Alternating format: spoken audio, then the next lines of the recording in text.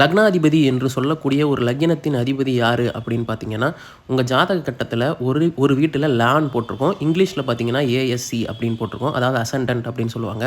அந்த வீட்டோட அதிபதி யாரோ அதுதான் உங்கள் லக்னத்தின் அதிபதி. அதாவது உங்களுடைய தந்தை என்று சொல்லக்கூடிய லக்னத்தின் அதிபதி அவராக தான் வருவார்.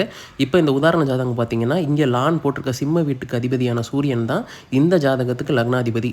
சரி, லக்னாதிபதி ஏன் முக்கியம் அப்படின்னு பார்த்தீங்கன்னா, ஒரு ஜாதகத்தில் ஒரு யோகம் அப்படின்னு ஒன்று இருக்குன்னா, அது எந்த அளவில் பலன் தரப்போகுது அப்படின்றத குறிக்கக்கூடிய மிக மிக முக்கியமான கிரகம் லக்னாதிபதி தான்.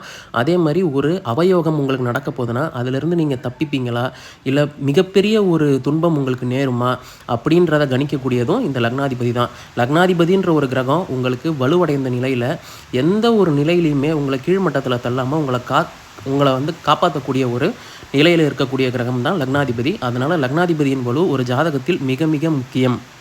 நன்றி.